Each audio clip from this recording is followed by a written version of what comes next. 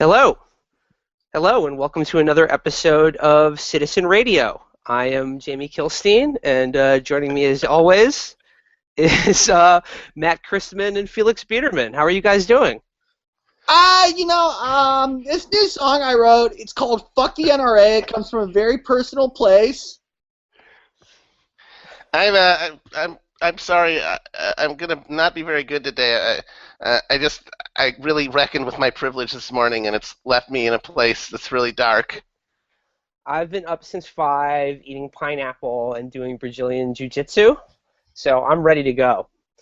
No, this is not Citizen Radio. This is the first episode of a new podcast that we hope to be bringing you every week. It's sort of a conversation, a free-flowing, sort of live wire look where we take a sort of sideways glance at the week's news and popular culture. And with me, as I mentioned already, are Felix Biederman at By Your Logic on Twitter and Matt Christman at Cushbomb on Twitter. I am Will Menaker, and you perhaps know us from our appearances on the Street Fight podcast. Most recently, we did an episode about Michael Bay's 13 Hours and the phenomenon that is Benghazi in popular culture.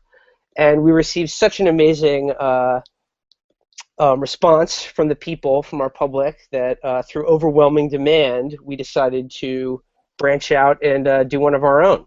So that's what we're doing now. This is basically like After MASH. It's the world's greatest spin-off. Another thing to compare it to is I know that there's a big crossover between our fans and Chris Hardwick's. So think of this like Talking Bad or Battleship Galactica, any number one of Chris Hardwick projects where he talks about a show that was just on. And Only like the that, show, yes, our show is The World. our show is like the ongoing breakdown and degeneracy of politics and culture in America. It's basically like if Chris Hardwick had been around in early 30s Germany. But like Chris Hardwick, we hope to have a rotating cast of guests and co-hosts and interviewees that we hope to bring you. But we're just starting off right now. It's very rough, so we're going to start with this original triumvirate who sprung out of the head of Street Fight like Zeus to become the new gods of Egypt. This podcast, by the way, brought to you by the film Gods of Egypt. Starring Gerard Butler. In theaters everywhere. And also available on demand. Now, yeah. So yeah, just kick things off. Maybe we could just talk very briefly about who we are. I am Will Menaker. You know me as Will Menaker from Twitter. But just tell you a little about myself. I love coffee, dogs, big-time movie guy, and I'm really into neo-feudalism and amateur phrenology. Blood, soil, and tradition. My name is Felix Biederman, at By Your Logic, Vermouth, Keurig, not Tassimo. If you're Tassimo, unfollow. Faves are pejorative. Lists are to keep track of my favorites. Retweets are not endorsement, and my son is dead. The name's Matt Christman at Cushbomb. I'm sort of the Midwest correspondent to talk to sort of the rootless cosmopolitan New Yorkers on the team. And the only thing I love more than a hot sizzling plate of bacon is proving people wrong by their own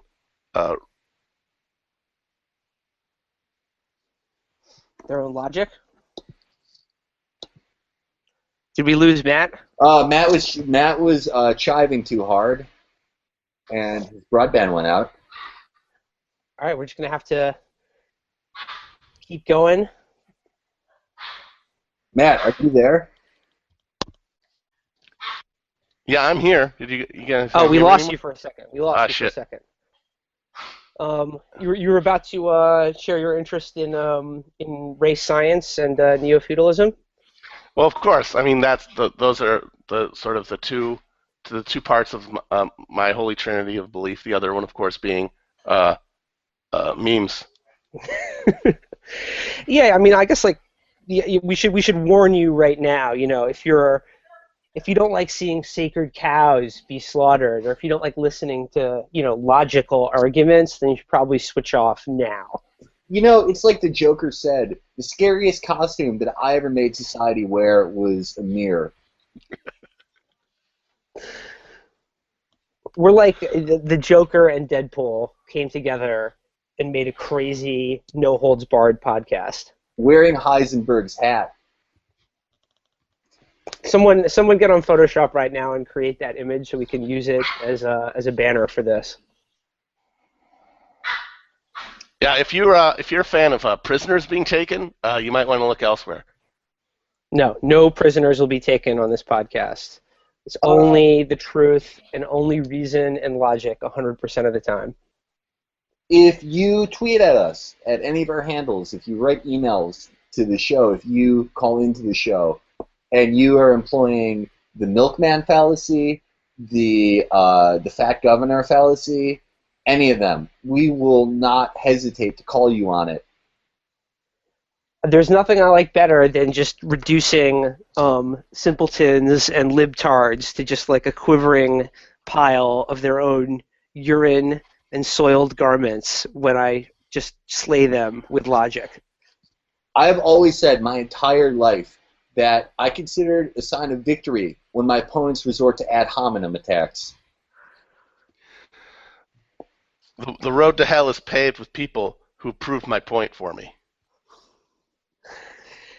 And really, I mean, we've done this so often now on Twitter that it really can't be contained in one platform anymore. Yeah, I mean, and I like to go around during the day and just shred people with logic who I meet just on the streets, you know? The other day, I was in a movie theater. I was seeing a second run of Deadpool. I'd already seen the first one, and I noticed that a youth, an inner city youth, with sagging pants, he wasn't pulling his pants up, was talking loudly during the film. I couldn't hear when Deadpool called the villain of the movie a fuck cunt shit waffle dick whistle before unleashing his katana attack. This is my favorite part of the movie, and I stood up and I said, "Excuse me, sir, my good sir, if you have your way, movies will no longer be a spectator sport, but an audience participation event. And judging by Facebook, that's not a good thing." And the entire theater clapped. I love it. I love that superhero movies can finally be R-rated because someone who's a 30-plus-year-old man like me has been waiting a long time to have a superhero movie that I could really get behind. That's at my level, and you need the R rating for it to get there. You know, I think that Dark Batman, the Dark Batman series that we all love, by Christopher Nolan, it was great, and it showed us things that we didn't even know lived inside of us. But I wish it had that R rating. I just needed him to say fuck, and I needed to see headshots. I needed to see people's heads getting snapped back by bullet hits. I need to see that pink mist coming out of the back of his skull. Will the Zack Snyder Batman vs Superman movie have pink mist in it? Will it be R-rated? I don't know, actually. Apparently, they're going to do an R-rated cut for the DVD. Oh, so I have to wait that long to see the true director's vision? I know it's bullcrap. I mean, I want to see Batman's hog in an IMAX screen, not at my house. I mean, yes, my TV is 75 inches. It's massive, but it's no IMAX, and that's where I want to see the bulge. I know what you mean. There's nothing I like better than kicking back with a Blu-ray special edition of the film adaptation of SWAT, starring LL Cool J and Jeremy Renner. But it's just something about the theater experience can't really be replicated at home, especially when the wife is nagging you. Yeah, we can't all be John Nolte from Part. We can't all be Cades going to the theater. Get yourselves a big thing of popcorn. and write reviews of it for Breitbart about how Batman is a conservative. I heard there's a very explosive scene in the Batman vs. Superman R-rated cut where Batman, in order to save the world, he has to say the N-word. That's a big dilemma for sure. I mean, in the first Zack Snyder Superman, people were very angry that Superman kills someone at the end of the movie because they said in the comics he never killed someone. But if he didn't kill someone, if he didn't kill the bad guy, he would have killed all of Metropolis. So, in a way, he was right. So, if he doesn't say the N-word and Brainiac takes over the entire planet, I mean, who's to say? I mean that he's wrong. Exactly. In a situation like that, you really have to ask, who's the real racist? Is it the guy who says the N-word or the guy who says that he can't, even though it's going to make the world explode? What if the N-word is like the password that will stop Lex Luthor's doomsday machine from going off, but you have to say it to turn it off? Is it okay to say then? I think the movie is going to be an allegory for the situation we find ourselves in, where if we were all allowed to say it, we would be able to create racial harmony. And it's the fact that we're not allowed to by the PC police that makes all of this racism and strife continue. This is why we're so divided as a country, really, because people keep talking about racism. Yeah, and some people get to say the N-word and other people don't, and that's privilege. That's essentially segregation, if you think about it. I like it. Is it fair? You know, the people are always talking about what's fair and what's not fair, but to me, to tell an entire group of people that there's a magic word that we can't say, it's like it's not fair to me. It's almost as though we have like one drinking fountain for people who get to say the N-word and one for people who don't. Wow. Just a little thing for you guys to chew on. Eminem sold 50 million records, and he didn't say that word once. Think how many he could have sold if he could have said it. Exactly. He'd be president right now if he'd been able to do that. Eminem is single-handedly responsible for ending the Bush presidency. Oh, actually, yeah, I was going to bring that up. Do you remember when he did that song for John Kerry? This is sort of like March. I think it was called March. It's called March, yeah, in 2004. Yeah, it came out like 2 weeks before the election. For Maximum Impact. That was like Fortunate Son for our generation. It was better than Fortunate Son. We should maybe make March the sort of like the bump music for the podcast if I ever figure out how to edit songs into this. I want that, and I want Mosh, like his big anti-Bush song. The Tito Ortiz, the former UFC light heavyweight champion, used to walk out to Mosh, and now he's a Trump supporter. Makes you think. Yeah, it does. So I maybe as just a segue from the 2004 election into the one that's currently going on, this obviously this is what's consuming all of our thoughts is this election, and I think this past week in the election is genuinely fascinating, and I think there are a lot of interesting things to unpack. Bernie won Michigan on Tuesday, right? Yes, he did.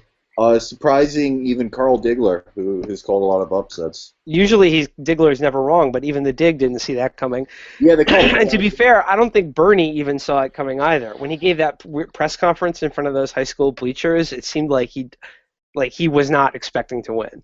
No, he wasn't. And at only one point, I was watching the entire thing, at only one point did Hillary lead him, I think. What, in the vote count? Yeah. Yeah, he had a lead the whole night, and I kept waiting for it to go away, and it fluctuated, but it never really did. Yeah, she closed it up a few times. She got within like 1.5 points, but like she never made it. Even like what the Clinton people were saying the entire night, like wait for all the Wayne County votes to come in, and it was never enough. So, I mean, that was a fairly stunning upset. I mean, again, nobody saw that coming, and I think it's really. I mean, genuinely, I'm not being facetious here. I think has really kind of upset a lot of what I thought was going to happen in this election. Like, so there's a lot of Midwestern states to come next week, right, on the 15th? There's like Ohio and Illinois next week, am I right? Yeah, coming up. Now, I mean, do you guys think that coming out of Michigan, like, there's a good chance that Bernie could pick up one or two of those? Because I do. I think he has a great chance in Illinois. Okay, especially since he came out and told Rahm Emanuel to suck it. Right. He's got he's going straight at Rahm Emanuel, and then last night, the sort of capstone to this week, this big Trump event in Chicago was canceled because of all of these protests. And most of the people, or a lot of the people actually in the arena were chanting Bernie, right? They weren't chanting Hillary, they were chanting Bernie, and they seemed to be the ones where the real energy was in terms of actually shutting down this Trump event, right? Well, what could you expect? What else to expect from a bunch of mansplainers like Bernie supporters? Yeah, no, it shouldn't shock anyone that they harassed someone and silenced them, because I mean this is what they do all the time. Also, to be fair, Hillary men did soften up Trump for Bernie supporters. Like they did, they rattled him with body blows like my hashtag daughter is not a fan of Donald Trump, and that shook him, that scared him, and it made him vulnerable enough for the white male harassers that we saw in Chicago make him run away. It's sort of like if you have a pickle jar and you're like sweating, you're just really trying to get that cap off, and then you hand it off to someone else and they pop it off like on the first take. You know why, right? I mean they did that because you got it started. It only seemed easy to them because you did most of the real hard work. Exactly. They really should be thanking Tom Watson and Peter Dow. Now, the other thing that happened this week was a couple really coming out of Michigan. I think the desperation among the Hillary people is becoming palpable because they clearly thought they were going to win it. They clearly thought there was no way after Super Tuesday, the first one, that Sanders is really going to get any traction anymore. They thought it was smooth sailing. Sanders comes in and wins Michigan, and I think, like I said, I think their desperation is driving them to very strange places. The first of which occurred when Hillary or her supporter did Hillary ever say this, or was it more her supporters that started attacking Sanders over his support for the Sandinistas in Nicaragua in the 80s, and also linking him to Fidel Castro? Yeah, Amanda Marcotte, yeah. Well, yeah, but that was because of the from the debate, from the Univision debate. Okay, the Univision debate, he was asked about his support for the Sandinistas in the 80s, and also like some, I don't know, kind things that he said about the Castros. Yeah, and then Marcotte and everyone decided to just riff on that about how disqualifying it was that he was, on the side of the people who were, not being attacked by a bunch of rapist terrorists. And that was the weirdest thing. I mean, about Marcotte in particular's line about this is that when people confronted her with it, they were like, "What are you talking about?" Like, she said it puts the lie to his supposed belief in non-interventionism. Yes, because he like wanted supporting to, the Sandinistas was the non-interventionist platform. I wanted to prop up the Sandinistas by saying we should stop arming a bunch of psychotic. Yeah, like the CIA was intervening in Nicaragua by funding an army of like terrorist death squads. Basically, that was the intervention, and anyone who's read a fucking book knows that. I mean, right. Will, you said, I remember like a few days, you said, what's the most reactionary position that Hillary supporters are going to take to defend Hillary before this primary is over? And hopefully this is it. Hopefully defending guys who fucking light guns on fire and rape peasants will be it, but I don't think it will be. To be fair, I don't think they were, again, like they had a sort of plausible deniability about saying, well, of course the Contras were bad, but, it's more complicated than that. It's naive of him to, so basically creating a kind of false equivalence to say that, well, both sides are really bad. But to answer your question, I did pose that question at the beginning of the week. What is the most reactionary position that Hillary supporters will defend before the primary is over? And by the end of the week, I think I got my answer in Reagan's AIDS policies. Yeah, it's been a hell of a week in Hillary land. He started a conversation. You know, God bless him for it. You know, I always say that Mullah Omar, he started a conversation about the eyesore Buddhist statues. But the thing about that was so interesting about that is because, she said, well, they started this national conversation. And that, of course, is silly and ridiculous. But what's kind of revealing for me about her current policy is, their big attack on Bernie is, he's too focused on class and he's not doing enough about racism and sexism. But, of course, she doesn't have any kind of specific policies that she can point to that are in some way more more cogently pointed towards those issues. What she has is this thing about how we need to have a national conversation about racism, right? How we need to be talking about and acknowledging our privilege and all this rhetorical stance stuff. And if the model for that is Ronald and Nancy Reagan starting a conversation on AIDS, I think that might be a bit of a bummer of a national conversation. Yeah, I'll say. Jesus.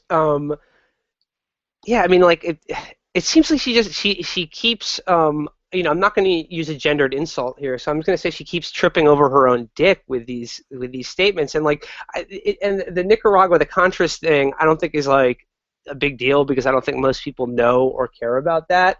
But the Nancy Reagan thing, I think, really hurt her in a way, and she apologized for it almost immediately, because I think like for a lot of the people who like are big time Democratic Party boosters, I think like that's a line that they just absolutely cannot have her cross. Because a lot of people remember that. A lot of people remember that about the 80s and how awful the Reagans were about that thing was the closest we've seen in this campaign of the "I'm trying to remove it" drill tweet. She's just like immediately like, I'm sorry, I'm trying to remove it, with one of the most amazing excuses I've ever heard, which is that she apparently was thinking of their work on Alzheimer's. Oh man! She said, I was thinking about the work they did with Alzheimer's, and it just, between my head and my mouth, it turned into AIDS. I could see how one could make that mistake. Totally, they're very similar situations. Does anyone fucking melt down like Hillary? I've never seen a national politics. I mean, the only guy close is probably Marco Rubio. No one falls apart quite like Hillary does. She loses Iowa 8 years ago. What is her silver bullet? I'm gonna send Bill Clinton to South Carolina to say racist stuff. She is perpetually shook, which is this idea. Which is what makes it so hilarious. This idea that she is going to be the one to stand up to Donald Trump in a general election. I mean, I don't know. I think she could probably do a pretty good job against Donald. I mean, probably more than any of the Republicans have done so far. I mean, what do you think about that? Well, I mean, there's this whole growing theory that he would win against her, and I still don't think that's true. Yeah, I don't buy that. But I do think that the just from an aesthetic sort of, and it would be so radically asymmetrical in an election that it would almost make you want to barf, because you'd have Trump out there whipping this, horrible lizard-brained racist, core of supporters to a frenzy, and then on the other side it's like, hey everybody, who wants means testing? And it's just that's not a balance. It's like you really need to have some sort of sense that there's a genuine battle going on, for the soul of America, as opposed to, this sort of bloodless status quo and this slathering right-wing insurgency. I mean, if you look at history, who does better against nativist demagogic movements than uninspired right-wing centrists? Because, yes, she will win. I don't think there's any question about that. But the thing I think about is give it 4 years, 4 years of a Hillary presidency, let the Chinese economy fall apart a little bit, which it looks like it might be doing. get a nicely timed recession, and then what kind of gargoyle will take the ball from Trump, shine it up a little bit, and then go and bring it across the finish line? It's frankly terrifying to even think about. No, it's really dark. And let me ask you guys this: do you think that what we're seeing right now in this election, and you know, the pessimist in me sort of knows at some point that it's going to revert to type? I don't know when. Maybe at the conventions. I mean, like, look, I'm much more optimistic about Bernie actually winning this thing than I was like a couple weeks ago. I think he can do it, but it's a slim chance, right? I still kind of don't think the Republicans are going to let Trump take the nomination. I think Kasich is going to win Ohio. He put out a very rambling video where Urban Meyer, the coach of OSU, and him just mumble to each other and stare at each other for 90 seconds.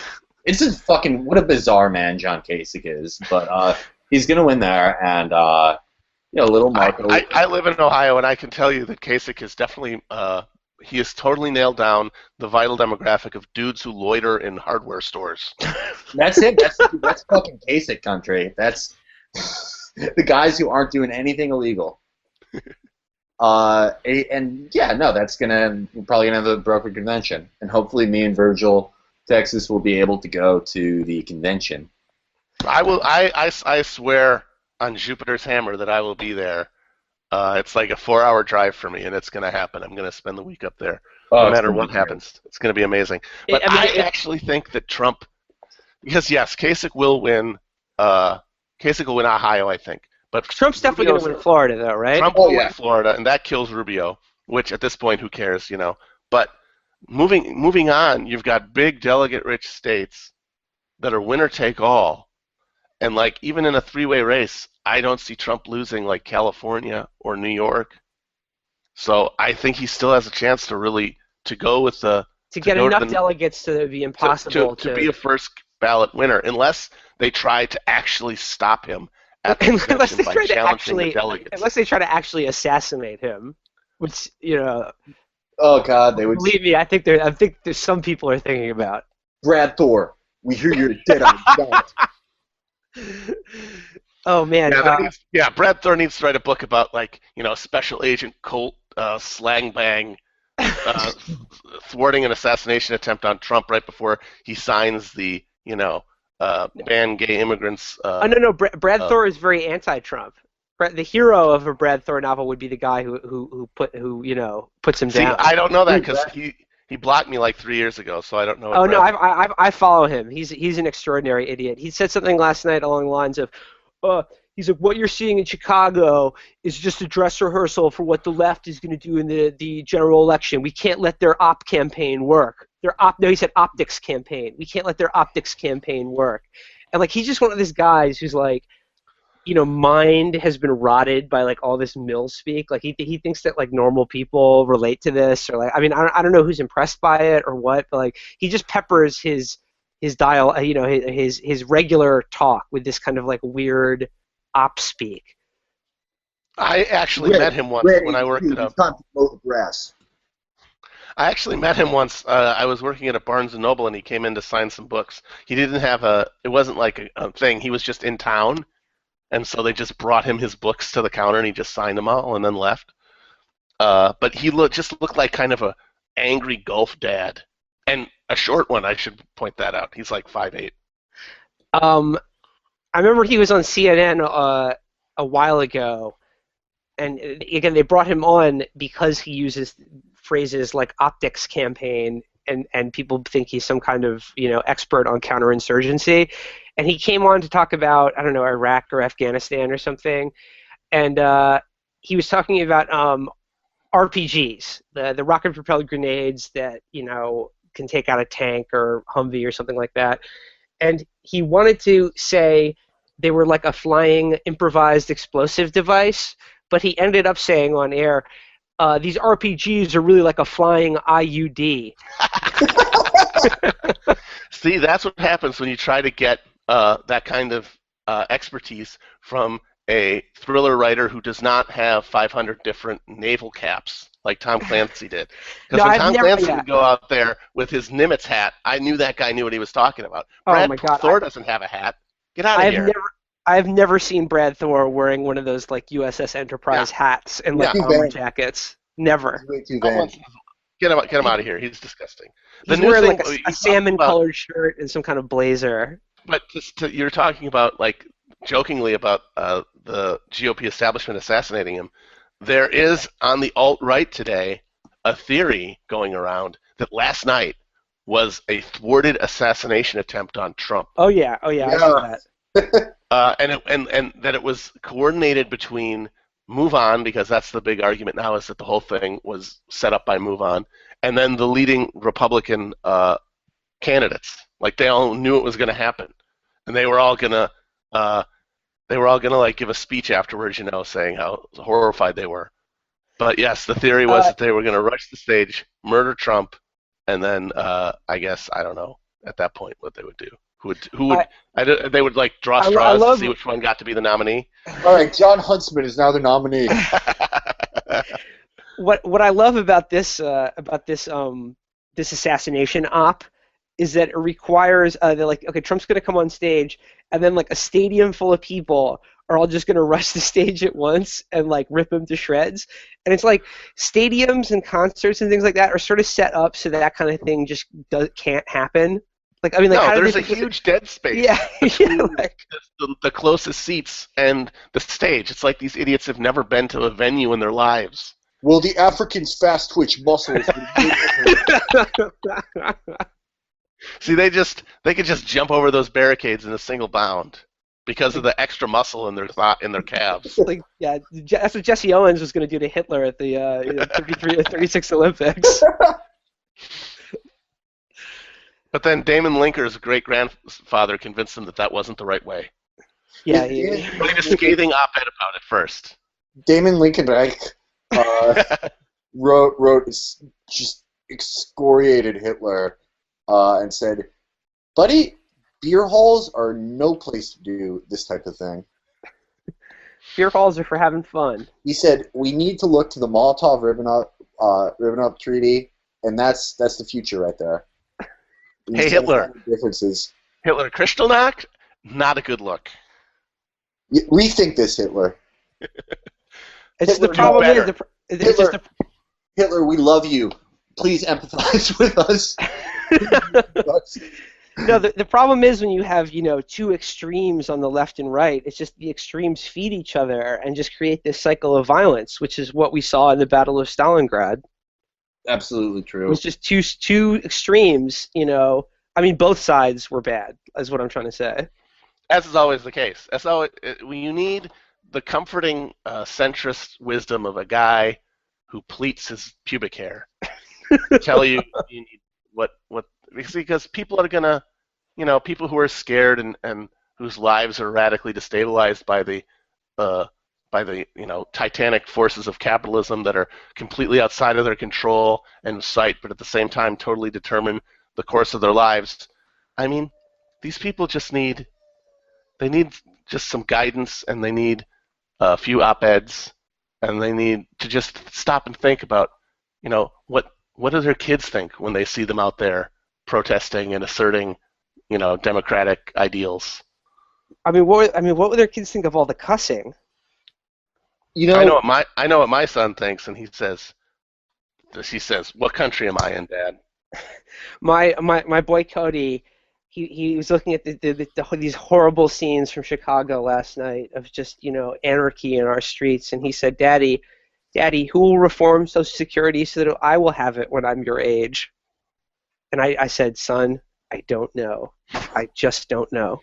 My daughter is 3 years old. Your hashtag daughter. Hashtag daughter is 3 years old. She's made Hillary I'm with her signs in Minecraft, just like a really precocious youth.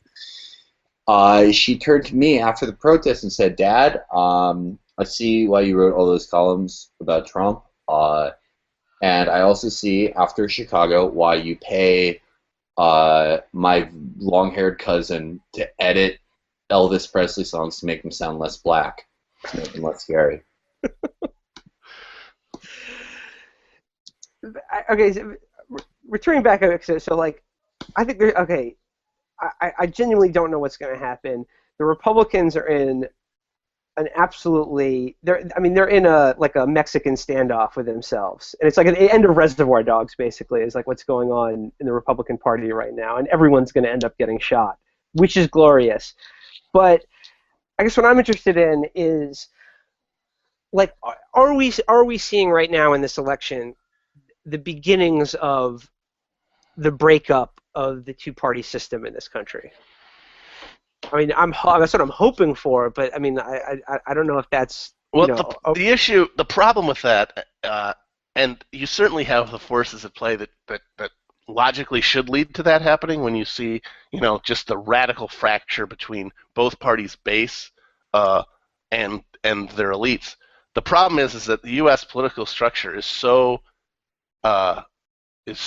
channeled and path dependent towards two parties that how it would happen would be, I don't know. That's the issue, is how would something like that happen when every structural element of the American political system pushes you towards two parties, and like other times that the National Party dissolved, like the Whigs, it was along sectional lines or something like that. Mm-hmm. It's never really been about ideological lines. What usually happens when there's some sort of breach between a party's base or a section of a party's base and their elites is that they go to the other side. Like that's what happened with the Southern Democrats after the Civil Rights Act. They went to the Republicans, but like there really is nowhere to go now, So that's no longer an option. So I don't know. Like okay, so like, but going into this convention, right, the Republican convention, either Trump will be the nominee, and then you'll have people like David Frum strongly urging someone to organize some kind of like third-party, true conservative, like sort of protest candidacy to kind of wash their hands, like sort of symbolically wash the hands of the conservative movement of the stink of Trump, who they regard as, an imposter, or they will broker him out of the convention and create, this huge swath of intensely angry and betrayed feeling people who would otherwise vote Republican, right?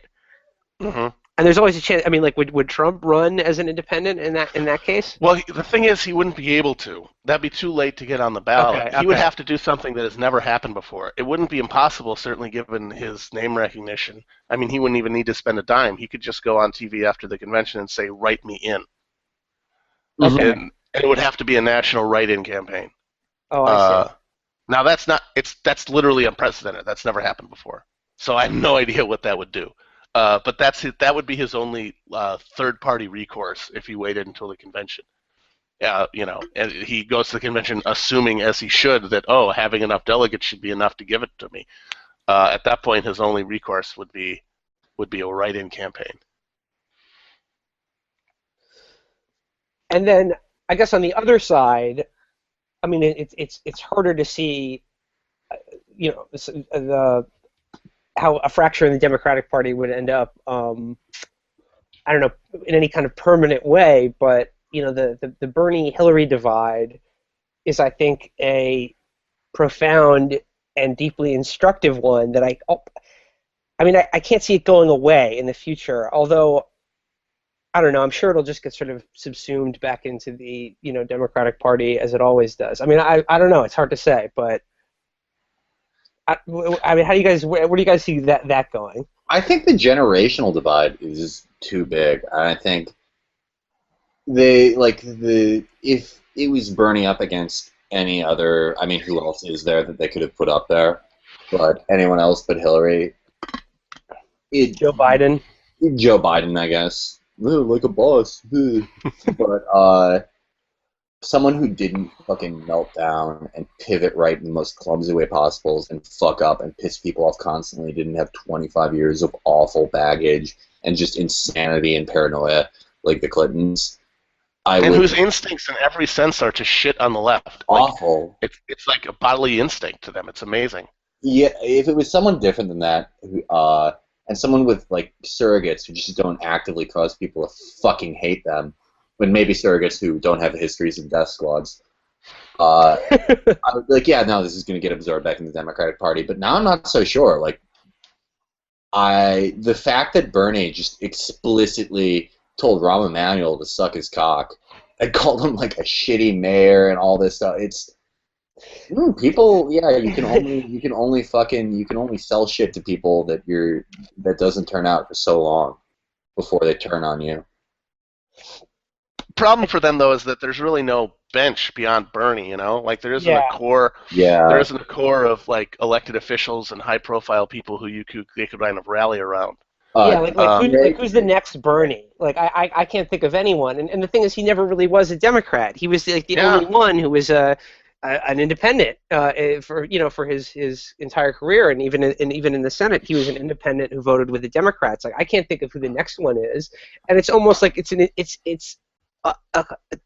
seemed totally improbable, like a complete fluke that he's even gotten this far. I mean, looking back on it now, it seems like it's crazy. It's hard to believe that he couldn't have done this because there's such a huge amount of space and energy behind his campaign right now. But it seemed completely unlikely when it first started. The danger, though, I think I'm not terribly optimistic, frankly, about what's going to happen with the Democrats because, I mean, I remember seeing a month ago, an article about Democratic members of Congress marveling at the Murphy phenomenon and wondering how can we get that money that he's getting with those small donations? That looks really great. What can we do? What can we do to get that kind of funding source from all of those small donors? Now, if they actually had any kind of principles, they wouldn't have to ask that question. They would say, "Oh, if I have this sort of principled stand for these ideals, people will be willing to fund my campaign." The fact that their instinct is, "How could I do that?" means they've already discounted that as a possibility. Like having principle, no, that's not going to be it. What other thing can I do that approximates that enough for these rubes to send me $20 checks? These guys saw Mandela, and they're like, God, how can we get Bono to sing for Democrats? No, I mean, I largely agree. I don't think there's. I mean, I think Bernie has done an amazing and admirable thing, running as basically the most probably left candidate for president since, I don't know, FDR, maybe. I'd say McGovern. Yeah, McGovern, perhaps.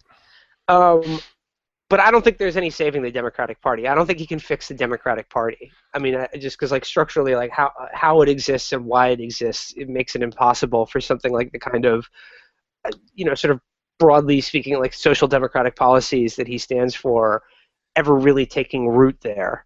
I don't think it can be fixed, and I think what they're going to do in response to this is more of, again, what we've seen from Hillary, which is this kind of like, I'm your abuela, and like, intersectionality, and kind of like hitting these notes about sort of like this micro tailoring to like every conceivable sort of identity and group constituency, and like sort of these symbolic expressions of respect and affirmation of those people and groups. I did notice that Hillary on her Twitter feed the other day she made a tweet and then replied to the tweet and said, "If you're an NBPOC and you're retweeting this, stop. It's not for you." And very little in this world is. Yeah. Okay. Here's another thing I wanted to bring up. This was also at the beginning of the week or last week. Comedians weighing in on the election, and specifically what Louis C.K. said, who obliterated Donald Trump in a scathing rant online in which he encouraged people to vote for John Kasich instead. Can I talk about that a little bit? Yeah, please do. I think I know why he supports John Kasich. As someone who's seen John Kasich speak live, John Kasich, one of the many times we saw him at a town hall in New Hampshire, he told this fucking weird story where he goes, when I was a boy, there was a pony ride in my neighborhood. My mom paid the man who owned the horse too much for the pony, and I said, "Why'd you do that?" And she said, "Well, John, some people aren't as lucky as us." And I looked at the boy whose dad owned the pony, and he had a swollen eye. And later I saw the man who owned the pony on the train, and it turns out he was our mailman. So they found out. So his story is that he found out his mailman abuses his kids. I don't even think it was clear if he abused his kid. Maybe he had, I don't know what it was. Maybe the pony kicked the kid. But like that John Kasich thing is like an episode of the latest season of Louis. Inscrutable moral thread in there, surrounded by just unclear plot and scenes that don't need to be there. And Louis probably saw that speech and was like, "This is genius. I'm gonna shit my daughter's cunt." But when I saw my daughters are idiots. They're stupid. I have to look at their vaginas even though I'm their dad. But it's their country now. Think of them. Trump's a Nazi. When I saw the response to that, like I literally saw somebody go, Louis could probably be a better candidate than anybody running. And between that and the John Oliver thing, the way that people are like, John Oliver, we need another evisceration. What are you doing? Is that it made me finally realize that for liberals, for sicko libs of the internet variety, comedians, specifically like those kind of quasi-political comedians, are the equivalent of what the troops are to conservatives. Yes, yeah. Like for that, like they're this sort of mythical caste who like defend our freedom and sort of embody the best of us. And those are, for conservatives, the martial virtues of the military, and for the internet lib, it's just being funny, being snarky, Speaking truth to power. Yeah, eviscerating people. Like it's both in both cases, it's a fantasy of power, but it's just so sad because it doesn't reflect well on the liberals when. The conservative fantasy of power is like you light up 5 Hajis and then, blow up somebody's hut with an RPG. But their fantasy is, oh man, he totally said that thing to that guy's face. He feels so stupid now. And it's like it's their fantasy. The conservative fantasy is like Full Metal Jacket or something. The door gunner machine gunning fleeing peasants. But for the liberal, it's Stephen Colbert at that Bush White House Correspondents' Dinner. I liked Colbert at that Correspondents' Dinner because I thought he was fairly mean to the people who were right in front of him. But there was Salon.com had an article this week that was like Jon Stewart retired too early. Like John, come back, we need you or whatever. Yeah. And the thing about the Daily Show, and I like probably most people my age, was a big fan of the Daily Show during the Bush years, and then during the Obama years, I think it was the rally to restore sanity that really kind of like turned me on the Daily Show. What a disgrace! Yeah, it was disgraceful. It was disgraceful, and it really revealed the limits of that kind of comedy. And even like and looking back on it, like Jon Stewart, He was funny and he was very good at a lot of the things he did, but his major weakness was always as an interviewer, and he was always wanted to be liked by the people he was interviewing. So like if he was doing the Daily Show now, like Donald Trump would come on the show and like completely own him, and Stewart would like take his hand for it. And it was kind of gross though because he would occasionally eviscerate somebody, but it was always some chump. Jim Cramer. It was Jim Cramer and Chris Matthews. No status, or it was like some random backbench Republican congressman who said something dumb, But if it was somebody who he wanted to have back on the show, he would take the edge off of every question. But I mean, I was a big fan of the Daily Show, obviously during the Bush administration. But I mean, thinking back on it now, I kind of, especially the way he's been turned into this idol, I really kind of question the entire political comedy. Daily Show mindset that got spawned and is now embodied by John Oliver, because like when you read people say what they like about it, what they liked about the show and what they like about Oliver, one word keeps coming up and it's catharsis. And in politics, catharsis is bad. Yeah. Catharsis is what dissipates energy. Catharsis is like is a therapeutic loosening of energy and divert and dissipate. I was mad, but then I watched the Daily Show and now I feel a little better. That's bad. It's like that's bad for political engagement. Yeah, it's like the Soma pill. It's like it was the kind of the opiate of the masses for this kind of like it was the opiate highly for a certain type sort of liberal class of people. Yeah. Catharsis is a luxury that you only get when you go to your fucking graphic design job or your Vox job and you fucking jack off the spreadsheets all day and I'm so mad about these Republicans, and then you get home and then you're like, oh, I'm not so mad anymore. Well, someone made them look ridiculous. That's not a luxury. I have health insurance. So it doesn't anyone else in the world has. Yeah. I have health insurance. It doesn't really matter. Yeah.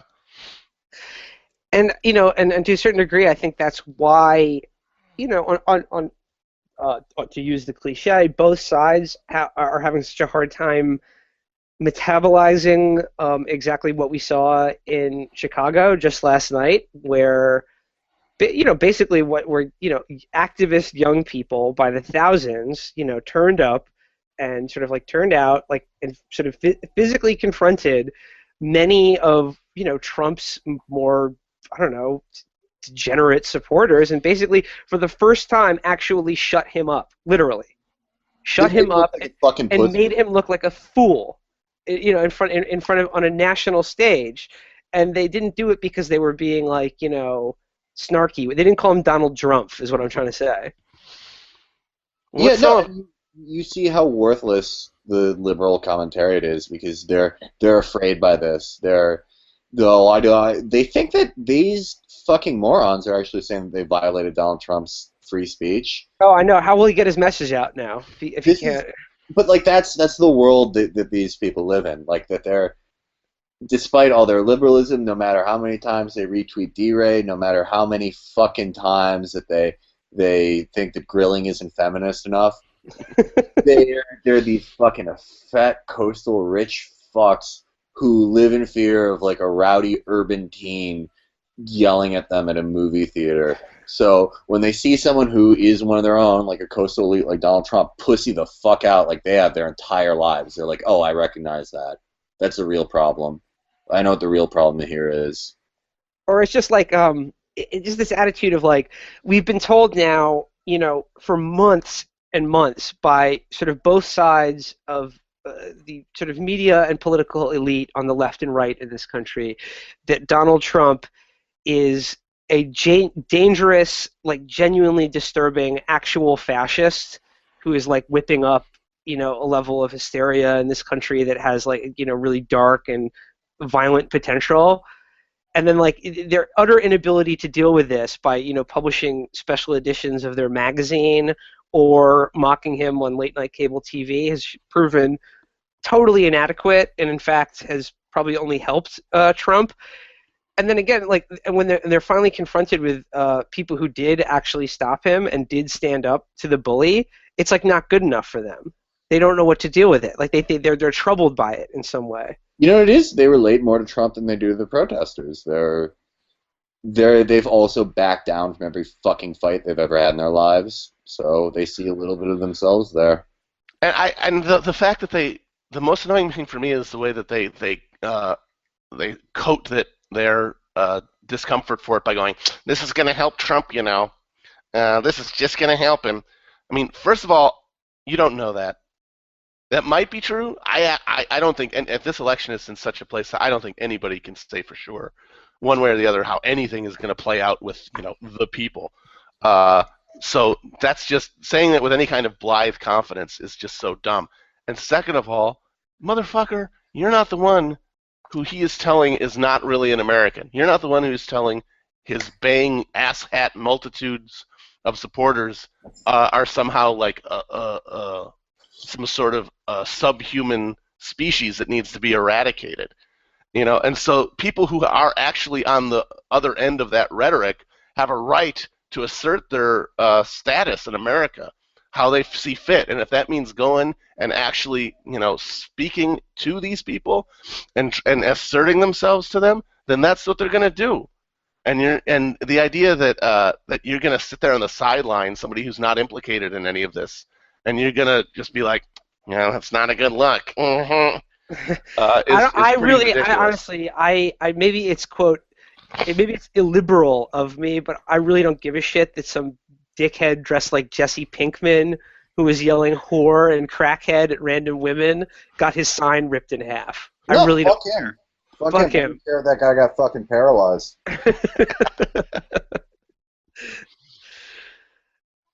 And it is also it's doubly precious on the right though. Like I'm really enjoying this. Like the against Trump crowd of people who genuinely thought that Marco Rubio like pantsed Trump in that debate when they were like, oh, finally, the emperor has been revealed without clothes. For an hour and a half, Marco Rubio masterfully took him apart, landing counterpunch after counterpunch, and revealing the bully who everyone thought was the alpha male, but was really just a scared boy. And they genuinely thought that, and I read almost that verbatim like the day after that debate where everyone tried to attack Trump, and it failed totally. As any normal person watching that debate, any normal person, so that they barely laid a glove on him. The conservative thing, I saw some fucking dipshit was arguing with me about this last night, and he said, well, the anti-Trump Republicans are already flocking to Trump. And it was like, they were going to do it anyway because they tried to stop him for 8 months straight, and it didn't work because no one fucking likes them or cares what they have to say, and they have no influence on the base. And they were waiting for an opportunity to bend both knees and submit, and they finally got it. Like, this is what they were going to do fucking anyway. Well, now this is their perfect excuse because they can they can say, well, I hate Trump and he's bad, but these dark forces that are silencing our democracy, cannot be tolerated. They're the real fascists, and now they have the perfect excuse for that. And the other thing, they've been begging for other people to stand up to the bully, which is completely to their personality type, which is just people who have made careers out of demanding other people fight for them. And die for them, really, in most cases. Right, they, if it's not people who got their brains fucked up in Iraq and now support Trump because they're sick of fighting these people's fucking wars and they feel like they've been used by these fucking just scum of the earth. Jackals, these fucking... Like John Thor. They want help. They're inbred syphilitic aristocrats. And I think when it comes down to it, they'll end up backing Trump anyway, and this is or at least go through the motions of doing it so that they can maintain some sort of idea that they still control the party. Right. I don't think they're gonna. I don't think that they have. I don't think anybody in that party has. Because people are talking about stealing it from them at the convention. I don't think any of them are smart enough or coordinated enough to do that at this point. I mean, they couldn't even decide. They couldn't even decide on one candidate or one strategy during these months and months. They had months to do it. They had months to do it. Yeah. So I don't think the idea that at the last minute they're going to be able to cobble together some amazing Aaron Sorkin-esque House of Cards power play at the convention. I don't think they've got it in it. So what they're going to do is they're going to accept that Trump's the nominee. They're going to, maybe do it, maybe be a little unwilling about it, maybe be a little, a little. They'll close their eyes and think of the country. Yeah, they'll close their eyes and think of Reagan. But they'll definitely point to stuff like what happened in Chicago as justification for them doing it. But they would have done it anyway. Exactly. They would have found some pretext. Somebody would have said a rude word somewhere, Killer Michael would have released some sort of rap that had some swears in it, and they would have been like, well, I don't like Trump, but we have to stand against this. Right, no, they'll always find something that scares them more. I mean... In this case, young black and brown kid, teenagers and 20-year-olds. Right, the shit that scares them more than anything in the fucking world. Yeah.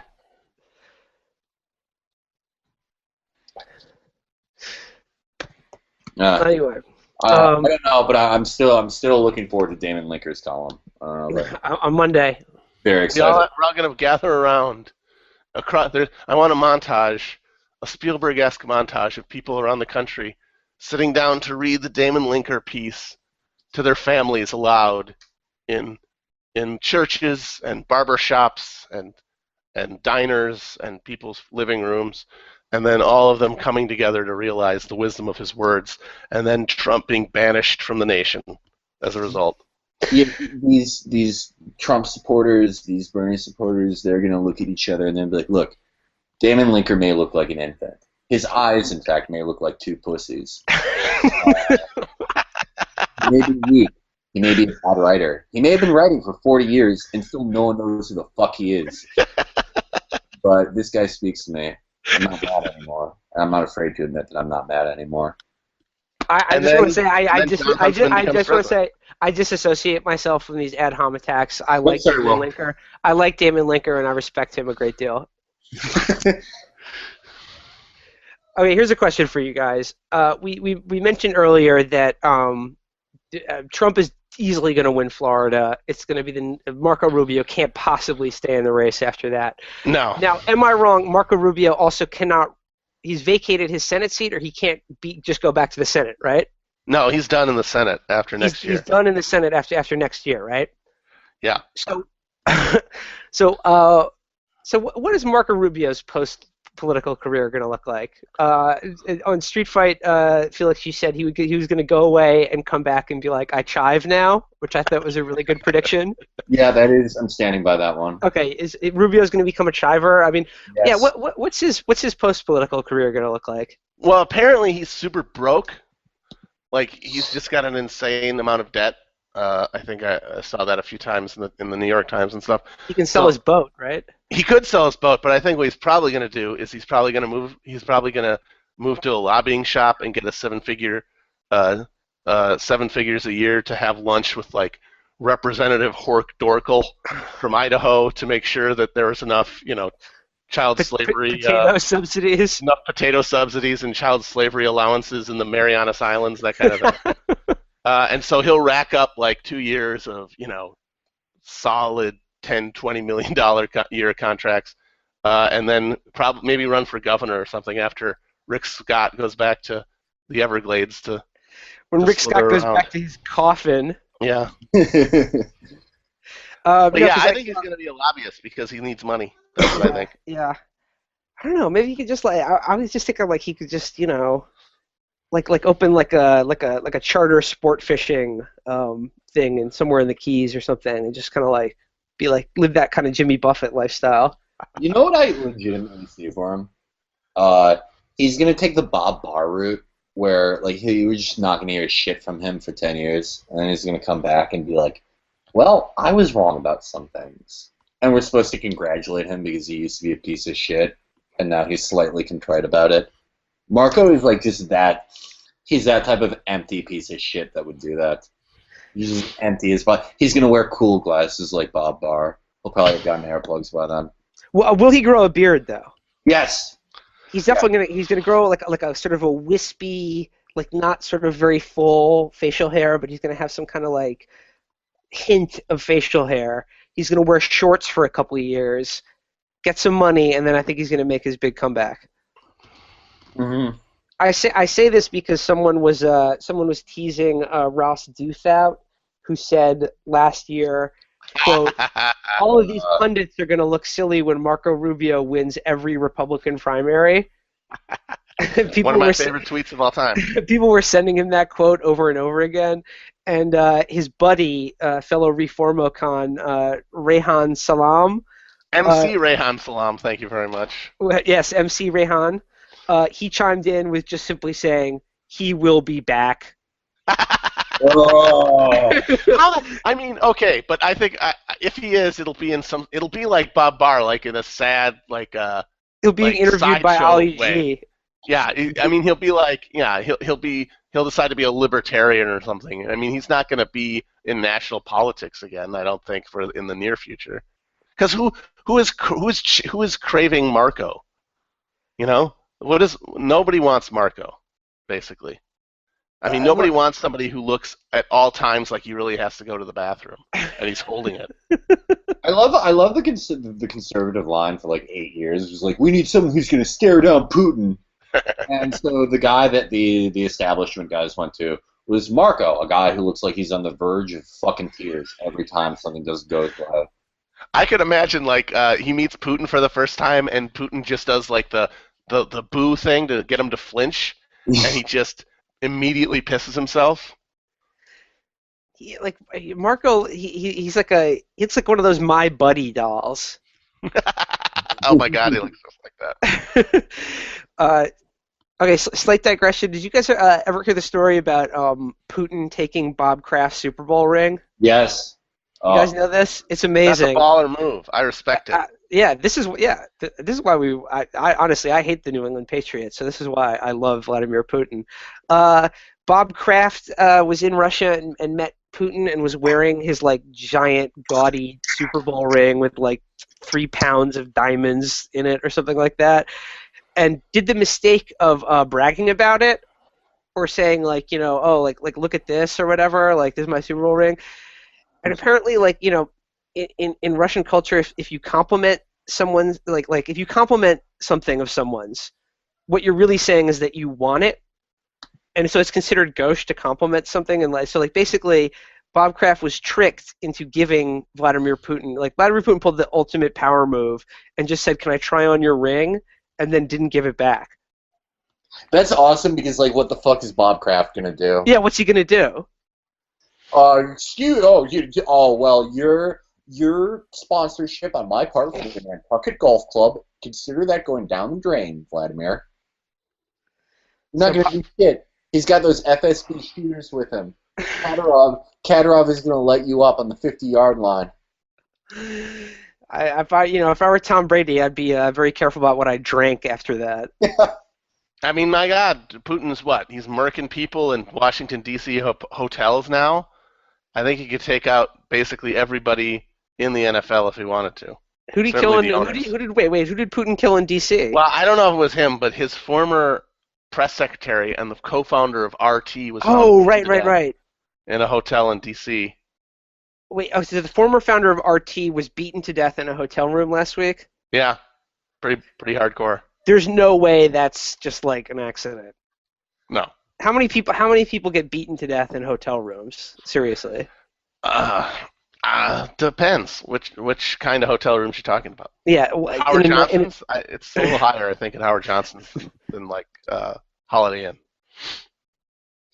Probably, but like not a nice Washington D.C. hotel room, unless it was some sort of like they didn't like the amyl coated orange in their mouth got caught and they couldn't use their safe word. That could have been it. You know, yeah. It could have just been kink gone wrong. That certainly wouldn't have been the first time that happened in a D.C. hotel room, I don't think. Do you think kink shaming will become part of the campaign? Do you think Bernie could be kink shamed in some way before the Ohio or Illinois primaries? Or do you think Bernie is a pay pig? Bernie, he's been married twice. You know, what ended his first marriage? I'm just saying, it's a question that one could pose. I'm not saying I am posing it, but one could pose it if my name was Jamil Smith or Jonathan Capehart. Or really any of those people. I think if there's any kink that's gonna shame Bernie, it's gonna be the fact that he still owns slaves, which I think is fucked up. I'm not gonna lie. I think that Bernie, like, you're going to see a lot of his problems with minority voters, like in Louisiana. You see he lost Louisiana big when he said that he agreed with the events of Hurricane Katrina. That was touch.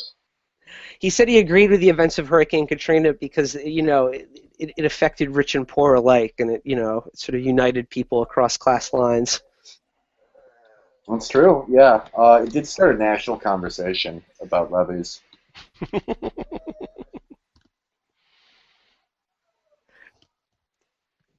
there any more national conversations that are left to start? What's going to be the October surprise this year? It depends on who's running. Hillary. So let's game this out.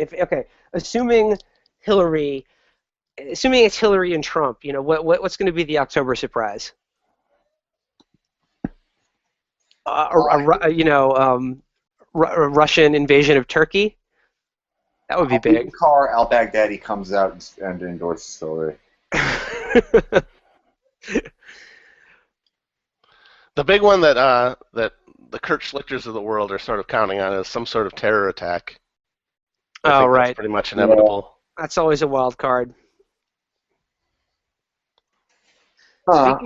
Speaking of Russia and Turkey, did you guys see the thing about Assad and Erdogan's wife beefing with each other?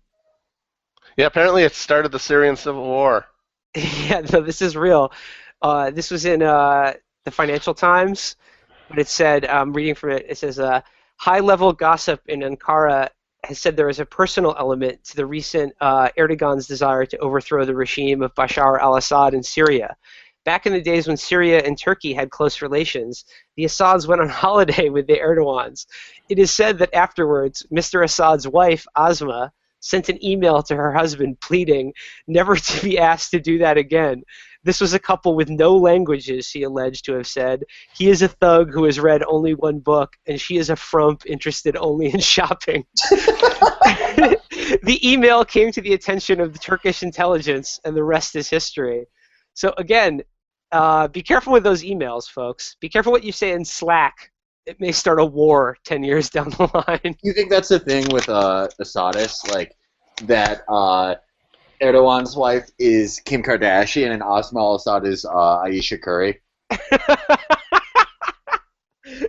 Get you a woman who can do both. The Rose of the Desert. You know, people might assume that the book she's claiming is the only one that Erdogan read is the Quran, but she's actually referring to The Purpose-Driven Life by Rick Warren. No, it was The Art of the Deal by Donald Trump. Erdogan he's like that street savage. He doesn't have time for books. Yeah, he's not some damn eye doctor nerd. Dude, he was out there doing fucking bids. He was doing bids in prison when Bashir was completing his ophthalmology residency. I mean, Bashir's a rich kid, right? He was the scion. Exactly. Erdogan's up from the streets. Like, I really think that Erdogan is the most intersectional leader in the world. And you know what? Asma can, say his wife is a frump who only cares about shopping. But, if you came up with nothing, then getting that Gucci bag and those red bottom Louboutins is all the more important. It means a lot more. So I don't think we should shame her for being crass and materialistic. I mean, when you grew up with holes in your top or toes, you celebrate the minute you be having dough. Yeah, absolutely. Yep, that's right. But, all jokes aside, we are a pro-Erdogan podcast. Absolutely. We are Justice and Development Party forever. Yeah. Arrest, we don't even really care who wins the U.S. presidential election. As long as they agree to extradite Gulen, the traitor. Yeah, may he burn in 1,000 hells. I am very excited to announce that I'm in collaboration with Arthur Chu to create a AKP branch in the United States. We're going to call it the Social Justice and Development Party. And the main plank of our platform will be extending Turkey's repression of trolls and haters from the internet. Oh, the Kurds are a trollish people. They're such a trollish people. Because if you insult Erdogan in Turkey, you can go to jail. And I think that that's the least that we should do to people who tell Arthur Chu that he looks like a sweaty toad. Erdogan goes, they've said horrible things about me. They've accused me of being Armenian. Arthur Chu says, first of all, what the fuck? Second of all, are you okay? Okay, is there some way we can get Milo Yiannopoulos within the borders of Turkey and have him insult Erdogan on Twitter? Oh God, we could get Midnight Express too. It'd be amazing. I mean, taking away the check mark is only the beginning. I think it's kind of alpha that he asked the White House about his check mark. That's amazing. That's a total baller move. This fucking power move right there. No, a a lot of people were hating him on him for that. Like, what the fuck? Like, why? You have an opportunity to ask the White House press secretary anything, and you bring up your fucking Twitter check mark. But no, I totally agree with you guys. I thought it was awesome. I give Milo a lot of props for that because it was just so stupid and hilarious. But how dare you, sir? Do you know that Jeff Gannon used to report here? I bet Milo and Jeff Gannon know each other. I bet they're quite close. That was not homophobic. Sir, Britt Hume was sitting in that chair when he asked George H.W. Bush what his favorite color was. How dare you? What was the thing Jeff Gannon asked? Jeff Gannon in the Bush White House. He would ask questions like, "Why are you so awesome?" Basically, he's like, some people in the press corps are rooting for the Al-Aqsa Martyrs Brigade to win. Your comment, sir? Yeah, that was basically it. Yeah, it was like, President Bush, how do you put up with the haters and trolls? That kind of thing. That's a good question. What is Jeff Gannon doing right now? Oh, he's on Grindr, I'm sure. No, he's probably, I don't know. I mean, he was a rent boy, right? I mean, he was an actual prostitute. Yeah, if I remember correctly. I'm assuming he's back to that, right? There's always employment there, especially in Washington, D.C. Absolutely. He puts on a George W. Like RNC guys pay him to put on a George W. Bush mask and wear the flight suit. And spit on them. Yeah. So hopefully in the future, I mean, this is obviously our pilot episode. This is a soft launch, and none of us really know what we're doing. But it's a soft, by the way, launch. Soft, by the way, launch. Hopefully in the future, I'm hoping to get an audio mixer. We can get real microphones, so it doesn't sound like I'm broadcasting from an airplane bathroom or something. But I do want to find a way that we can work in audio outside us just talking and have us sort of respond to it, because I really would. My dream is that so we can play on the show and talk about it. Dan Quinn YouTubes, Amiri King Facebook videos, and just now when we were talking about Arthur Chu, I would love to play that video of him playing with a Rubik's Cube where he says his parents were told that he would be either a genius or a serial killer. Because we just need to get other audio sources. I want to get a soundboard with a reggaeton air horn, gunshots, and a toilet flushing sound. I spare no expense. I mean, it's gonna get better, folks. It's like a morning zoo crew, but woke. Yeah, this is the woke zoo crew. I guess we didn't even mention this, but I am calling episode 1 the Chapo Trap House. This is episode 1 of Chapo's Trap House. But I'm not even wed to that name. This is a very loose format we're going with here, so the name may change, the guests may change, but what's not going to change is just awesome, incredible content. The heat of the takes will always be piping hot. They'll only get hotter. It's going to get better and better.